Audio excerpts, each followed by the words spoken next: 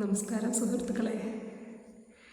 ഞാൻ ഇന്ന് എൻ്റെ ചെറിയ ഓർമ്മകളും ചെറിയ അറിവുകളും പകർന്നു നൽകാനായിട്ട് വന്നിരിക്കുകയാണ്. അപ്പം എന്താ കണ്ടില്ലേ, എൻ്റെ കയ്യിലിരിക്കുന്നത് കയറാണ്. അപ്പം പെട്ടെന്ന് എൻ്റെ ഓർമ്മകൾ പഴയ കാലത്തിലേക്ക് പോയി. പെട്ടെന്ന് ഈ റോപ്പ് എടുത്തപ്പോൾ ഞാൻ 5ാം ക്ലാസ്സിൽ ഗൈഡിങ്ങിൽ വന്നതാണ്. രാഷ്ട്രപതി ഗൈഡായിരുന്നു 2006. അതിനുശേഷവും ഇതിൽ തന്നെ തുടരണം എന്നുള്ള ആഗ്രഹം കാരണം റേഞ്ചറിൽ വന്നിരുന്നു. അതിനുശേഷം റേഞ്ചറായി ശേഷം ഞാൻ ബേസിക് കോഴ്സും റേഞ്ചറിൻ്റെ അഡ്വാൻസ് കോഴ്സും ചെയ്തു. പിന്നെ ഒരു ഗ്രൂപ്പ് നടത്തുന്നുണ്ട്. എന്തായാലും അതൊന്നും അല്ല ഞാനിപ്പോൾ പറയാൻ വന്നത്. എൻ്റെ അമ്മയ്ക്കൊരു മോതിരം ഉണ്ടായിരുന്നു. അമ്മയുടെ അച്ഛൻ കൊടുത്തതാണെന്ന് പറയുന്നത് കേട്ടിട്ടുണ്ട്. പവിത്രക്കെട്ട് മോതിരം. നിങ്ങളൊക്കെ കേട്ടിട്ടുണ്ടാവും. എനിക്കതിൻ്റെ ഇടുന്നത് എങ്ങനെ അതിനെക്കുറിച്ചോ ഒന്നും കൂടുതൽ അറിയില്ല പറഞ്ഞു തരാൻ.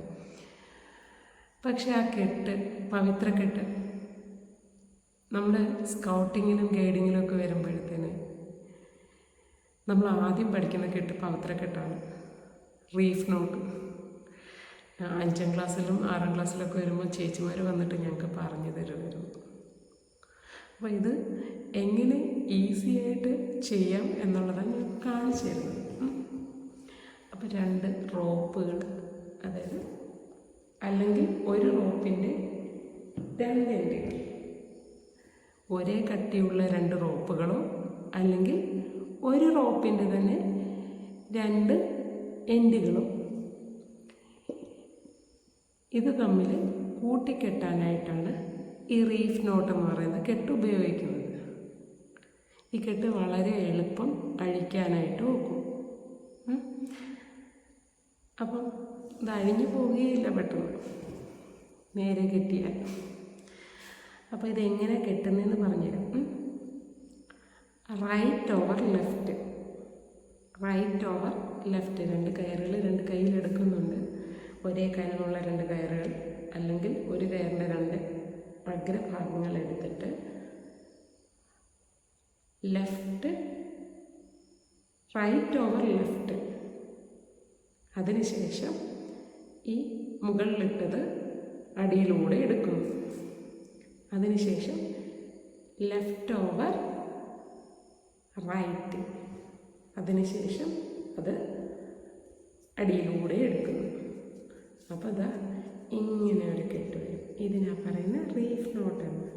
കണ്ടില്ലേ, ഈ കെട്ടിങ്ങനെ 2 ലൂപ്പായിട്ട് ഇളകി വരും. ഈ കെട്ടിൻ്റെ യൂസ് എന്താണെന്ന് കാണണ്ടേ. നമുക്ക് പാഴ്സൽ കെട്ടാനായിട്ടും ധോബിയില്ലേ, അതായത് തുണി നനച്ചുകൊണ്ടൊക്കെ പോകുന്ന ആളുകൾ കണ്ടിട്ടില്ലേ പണ്ട് കാലത്ത്? ഇപ്പം ഇല്ലായിരിക്കും. അന്ന് അവർ കെട്ടിക്കൊണ്ട് പോകുന്നത് ഈ റീഫ് നോട്ട് വെച്ചായിരുന്നു കെട്ടുന്നത്. പിന്നെ നമ്മൾ ബാൻഡേജ് കെട്ടാനായിട്ട് യൂസ് ചെയ്യുന്നതും റീഫ് നോട്ട് തന്നെയാണ്. ഒന്നുകൂടെ വേണമെങ്കിൽ കാണിച്ചു തരാം. റൈറ്റ് ഓവർ ലെഫ്റ്റ്, എന്നിട്ട് അതിനെ താഴേക്കൂടെ എടുക്കുന്നു. ലെഫ്റ്റ് ഓവർ റൈറ്റ്, അതിനെ താഴേക്കൂടെ എടുക്കുന്നു. കണ്ടില്ലേ, ഈ ലൂപ്പ് കറക്റ്റ് കിട്ടണമെങ്കിൽ റീഫ് നോട്ട് കറക്റ്റ് ആവുന്നുണ്ട് കേട്ടോ. അതേപോലെ താലി കെട്ടാനും ഇത് ഉപയോഗിക്കാറുണ്ട്. ആൺകുട്ടികളൊക്കെ അപ്പം നോക്കി വെച്ചോളൂ. പിന്നെ ഞാൻ പാഴ്സലും കൂടെ കാണിച്ചു തരാം. അപ്പോൾ പാഴ്സൽ കെട്ടുന്നതാണ് ഈ കാണിക്കുന്നത്. കുറച്ച് ബുക്സ് എടുത്തിട്ടുണ്ട്, അതിനെ എടുത്ത് വെക്കുന്നു. അതിന് ശേഷം റോപ്പ് എടുക്കുന്നു.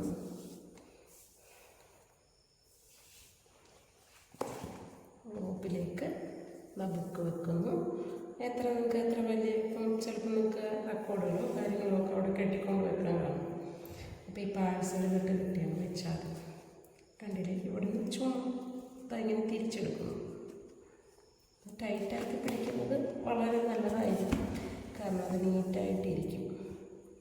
അതിന് ശേഷം ഈ അഗ്രഭാഗത്ത് റീഫ് നോട്ടാണ് കിട്ടിയത്.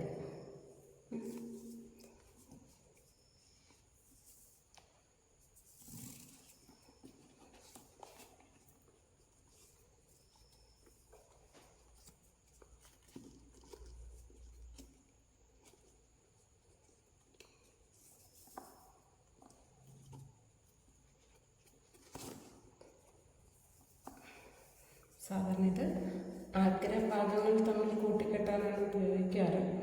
ഇതിപ്പോൾ റോപ്പ് കട്ട് ചെയ്യണ്ട എന്ന് വിചാരിച്ച് മാത്രം ഞാനിങ്ങനെ കെട്ടിയേക്കുന്നത്. ബാലൻസ് ഉള്ളത് ഒന്ന് ചുറ്റിയെടുക്കാം. അല്ലാന്നുണ്ടെങ്കിൽ 2 ചുറ്റും കൂടെ ചുറ്റിയിട്ട് വേണമെങ്കിൽ അങ്ങനെ വേണമെങ്കിലും ചെയ്യാം. കണ്ടില്ലേ, ബുക്കൊക്കെ നല്ല സെക്യൂർ ആയിരിക്കും ഇതിനകത്ത്.